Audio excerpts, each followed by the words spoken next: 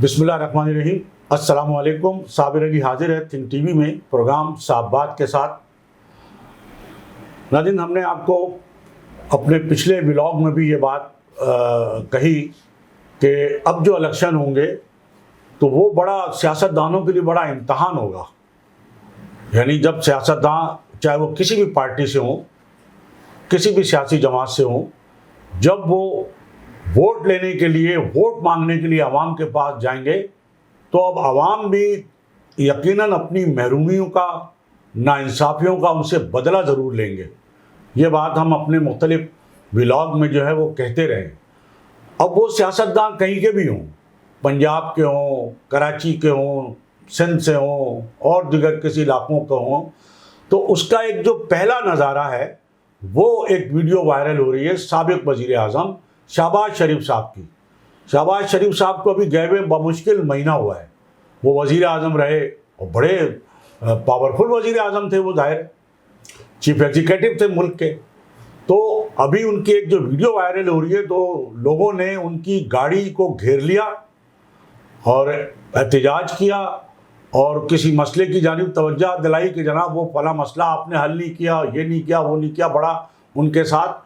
تو یہ جو کیفیت ہے کہ لیڈروں کا، سیاستدانوں کا، اب عوام جو ہے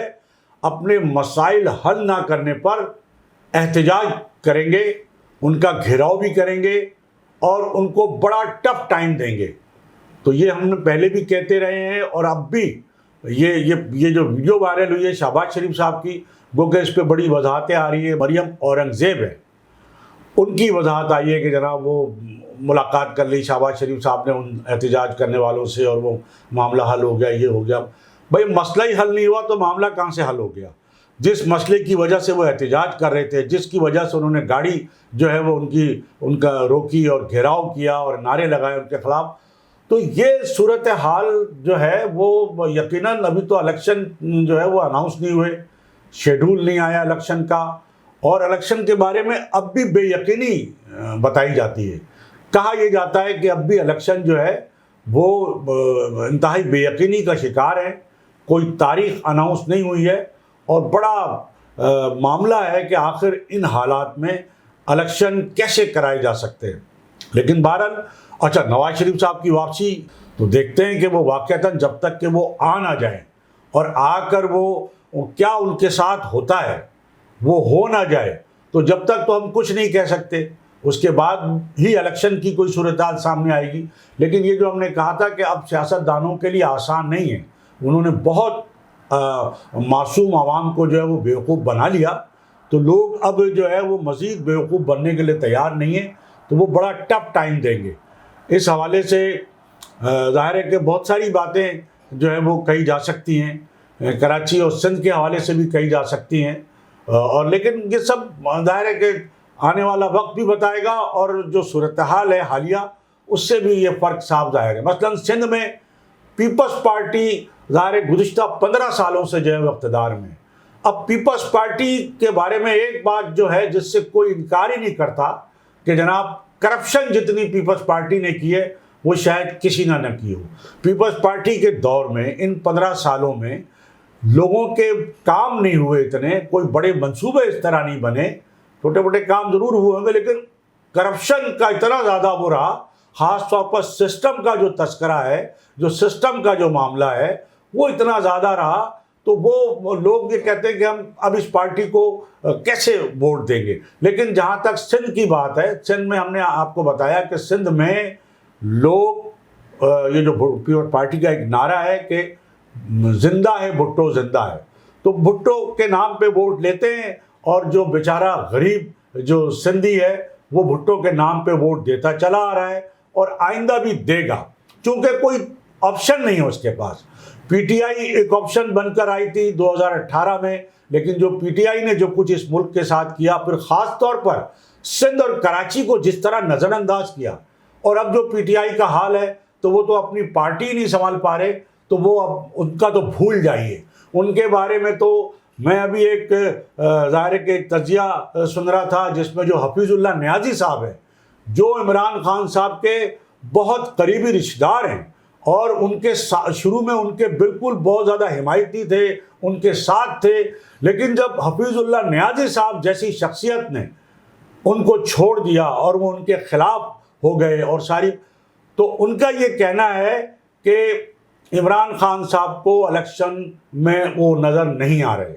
وہ کہتے ہیں حفیظ اللہ نیازی صاحب اپنے تجزیے میں کہ جناب الیکشن جنوری میں ہو، فروری میں ہو، کبھی بھی ہو، عمران خان صاحب نظر نہیں آ رہے۔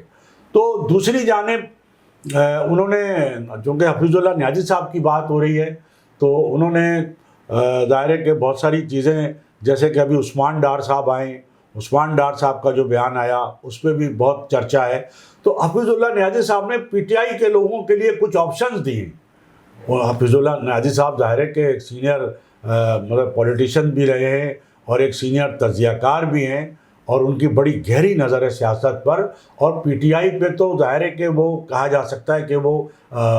بانیوں میں سے ہوں، کیونکہ بہت زیادہ قریب اور رشتہ دار ہیں عمران خان صاحب کے۔ تو انہوں نے کہا، کچھ آپشن دیے پی ٹی آئی کے لوگوں کے لیے کہ جناب پی ٹی آئی کے لوگوں کے پاس اور کوئی چارہ نہیں ہے کہ وہ بیان دیں اور اپنی جان بچائیں اور باہر آ جائیں، یا پھر یہ آپشن ہو سکتا ہے کہ وہ ملک سے باہر چلے جائیں، اگر وہ جا سکتے ہیں تو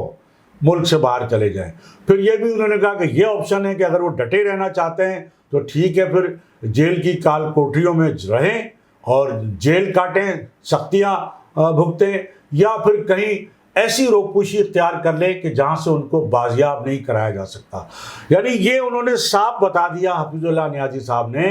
کہ پی ٹی آئی کا اور عمران خان صاحب کا اب کوئی سیاسی مستقبل نہیں ہے۔ لیکن پھر بھی بعض تجزیہ کار ہمارے جو ہے وہ یہ بات ماننے کو تیار نہیں ہو، کہتے نہیں جناب عمران خان صاحب کا مستقبل ہے اور ان کی پاپولیٹی ہے، اور آپ بس لیول پلینگ فیلڈ دے دیں تو جناب دیکھیے پھر کیا ہوتا ہے۔ اب بات لیول پلینگ فیلڈ کی جب آئی تو پیپلز پارٹی نے بھی بڑا شکوہ کیا تھا کہ جناب ہمیں بھی لیول پلینگ فیلڈ دی جائے۔ تو اس پر مسلم لیگ نون کے جو ایک اہم رہنما ہیں، جو سابق وزیر بھی رہے، طلال چودھری صاحب،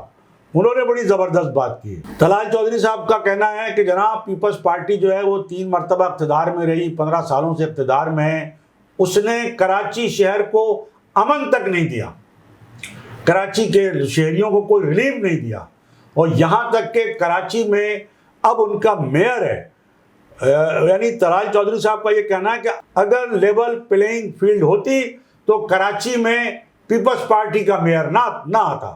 یہ انہوں نے بڑی اہم بات کی ہے۔ انہوں نے کہا ایک طرف تو Peoples Party level playing field نہ ملنے کی بات کر رہی ہے، دوسری جانب طلال چودھری کا یہ کہنا ہے کہ اگر لیول پلینگ فیلڈ نہ ہوتی پیپلز پارٹی کے لیے، بلکہ اس سے کہیں زیادہ اس کو جو موقع دیا گیا، تو واقعتاً اگر لیول پلینگ فیلڈ ہوتی اور دوسروں کو موقع دیا جاتا تو پھر پیپلز پارٹی کا میئر کراچی کے عہدے پہ منتخب نہیں ہو سکتا تھا، جس طرح منتخب ہوا یہ ان کا کہنا طلال چودھری صاحب کا۔ اور پھر کراچی کے جو مسائل ہیں، خاص طور پر چلے مسائل تو بے پناہ ہیں، لیکن ایک بہت ہی چھوٹی سی بات ہے کہ جناب آپ کراچی سے کچرے کے ڈھیر نہیں صاف کر سکے۔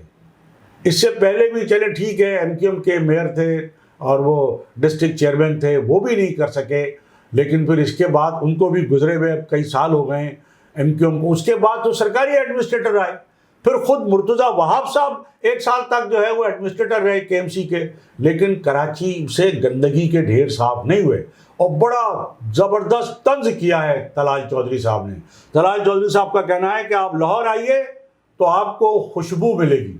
خوشبو آئے گی لاہور سے، لاہور میں داخل ہوتے ہی، اور کراچی میں آپ داخل ہو جائیں تو آپ کا جو استقبال ہے وہ بدبو کرے گی، کچرے کے ڈھیر کریں گے، گندگی غلاظت کے ڈھیر کریں گے، اور بدبو جو ہے ان کچرے کی وہ کرے گی۔ تو بات تو ان کی درست ہے، اس میں کوئی شک نہیں ہے کہ آج بھی کراچی میں جس طرح کچرے کے ڈھیر ہیں، گندگی کے ڈھیر ہیں، اور بڑی مرکزی شاہراہوں پر ہے، گلی کوچوں کا تو خیر کوئی کہہ ہی نہیں سکتے کہ وہاں جو حال ہے وہ تو بہت ہی برا حال ہے، جس طرح لوگ جو ہیں وہ جانوروں کی طرح زندگی گزار رہے ہیں، ان کو کسی قسم کی کوئی سہولت حاصل نہیں ہے۔ یعنی وہ جو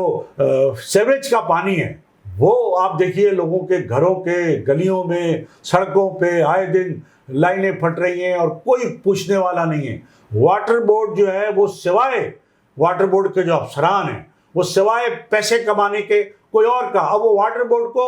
वाटर कारपोरेशन बना दिया है और रिटायर्ड अफसरों को भारी भारी यानी लाखों रुपए की तनख्वाहों पे 10-10, 20-20 लाख की तनख्वाहों पे उनको रख लिया गया है। और वो कर क्या रहे हैं? कुछ भी नहीं। ना पानी की तकसीम का निज़ाम बेहतर हो रहा। फिर हाइड्रेंट की बात की जा रही है। मैं एक टेलीविज़न चैनल पर देख रहा था कि हाइड्रेंट के जो है वो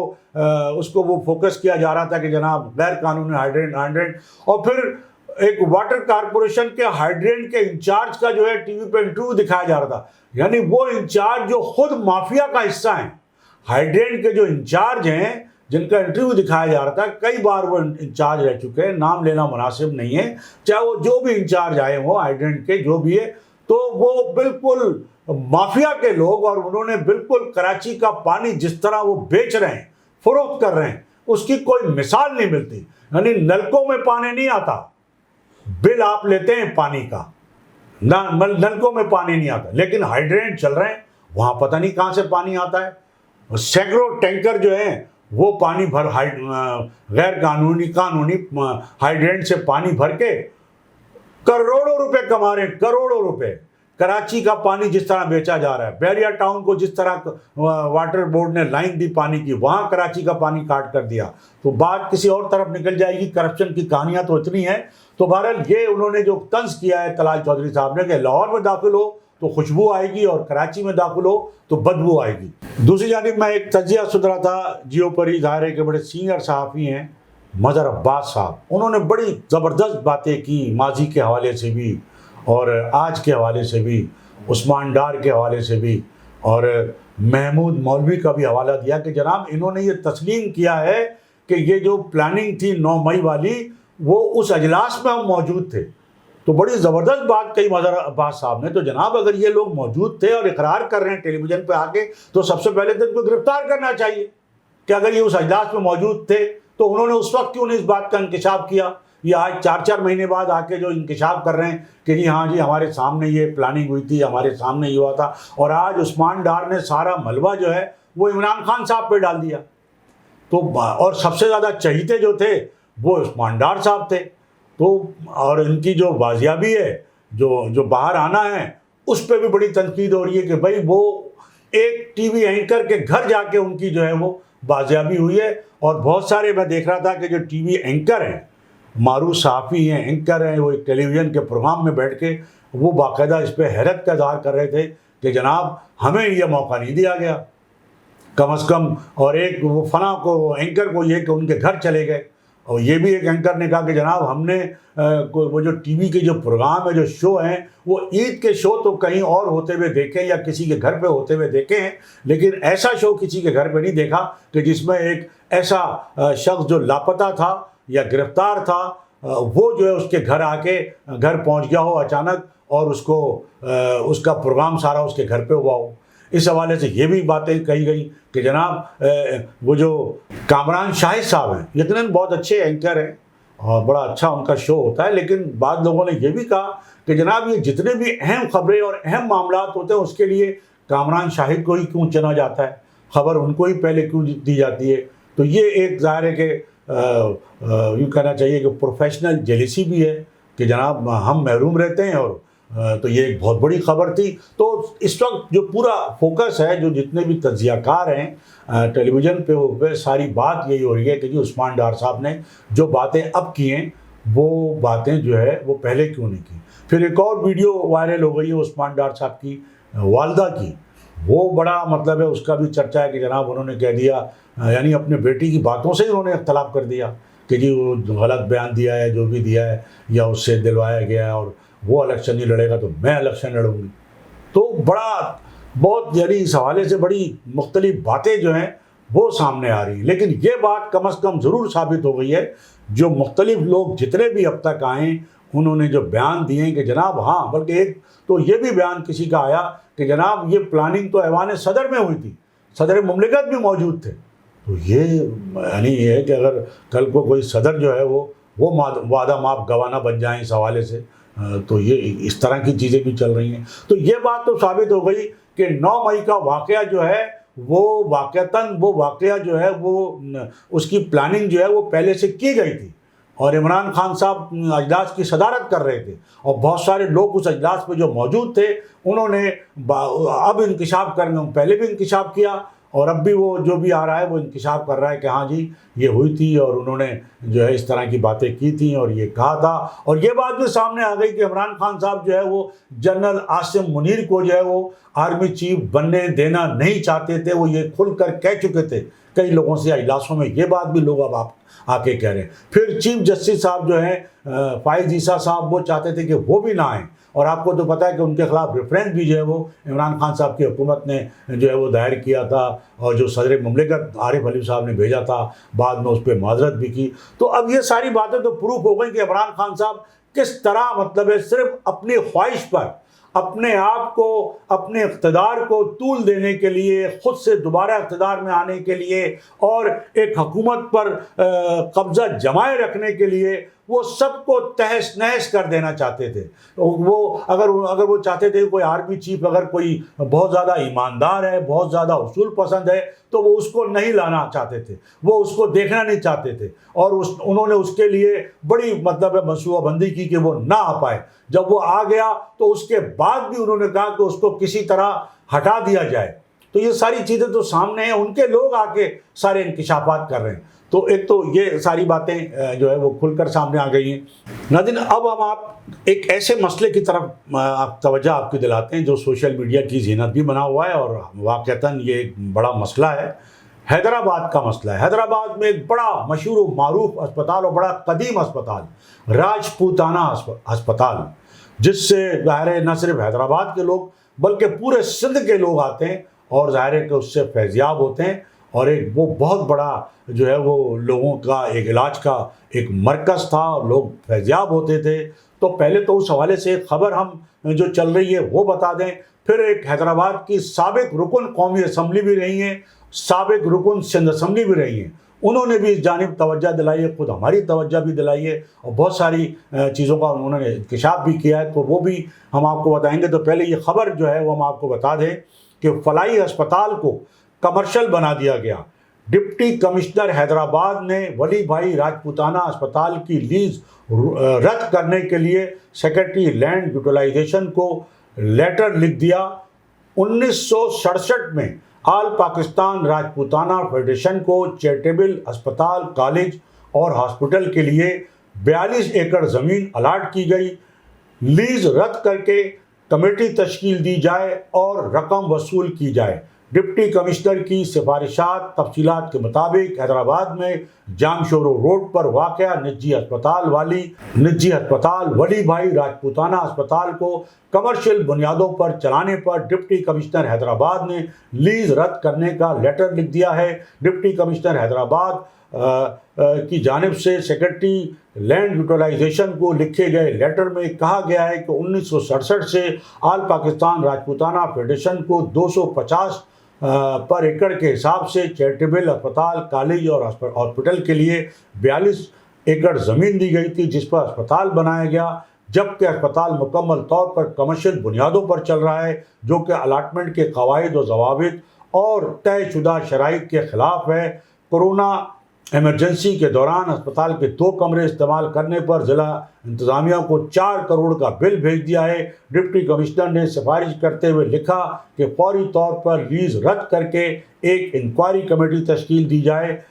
جو اس اسپتال کی تعمیر سے اب تک وصول کی گئی رقم کا تخمینہ لگائے اور رقم وصول کی جائے۔ تو یہ تو وہ خبر ہے۔ اچھا، ڈپٹی کمشنر صاحب یہ کہہ رہے ہیں کہ جناب یہ اسپتال جو ہے وہ کمرشل بنیادوں پہ چل رہا ہے،